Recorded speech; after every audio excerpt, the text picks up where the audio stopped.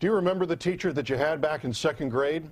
Even remember his or her name, perhaps? Well, an Oklahoma mathematics professor who had learning problems in grade school came back to North Colony today to pay tribute to the second grade teacher he says saved him. John McLaughlin has the story. Can't wait to hear it. It's a nice story, too, Jim.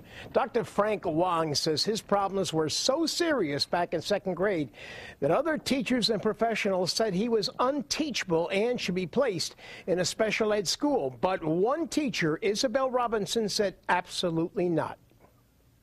I come here to repay a debt that I owe that I don't think I could ever fully repay. Dr. Wang came to the former Goodrich School with a $30,000 donation to honor the late Isabel Robinson, his second grade teacher at this school. I was already pegged as a student that did not have any sort of academic potential or intellectual capacity, and she just poured a lot of love into me. Mrs. Robinson and his parents defied other teachers and experts who said he was unteachable and should be transferred to a special ed school. And even after I left second grade, she continued to pick me up after school, bring me home, serve me milk and cookies, work with me. The Goodrich principal at the time says those special efforts by Mrs. Robinson probably would be misinterpreted today. These days, I suppose somebody would suspect her, you know. I mean, it's ridiculous, but nonetheless, she was a special individual.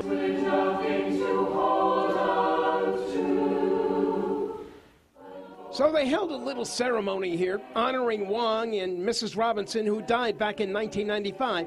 The two kept touch over the years as Frank went to Princeton, MIT, got married, had a family, and became CEO of an academic textbook company. Back now with a check to remember Mrs. Robinson. It's a pittance in comparison, really the priceless support and love that she gave to me. Well, North Colony Superintendent Joseph Corr says a portion of that donated money will be used to train 3 math teachers who will then help out other math teachers in the grade schools. As for Dr. Wang, he is a visiting professor right now at the University of Oklahoma, and in July he becomes president of a public residential high school for extremely gifted math and science students in Oklahoma City, said to be one of the finest in the nation by Newsweek.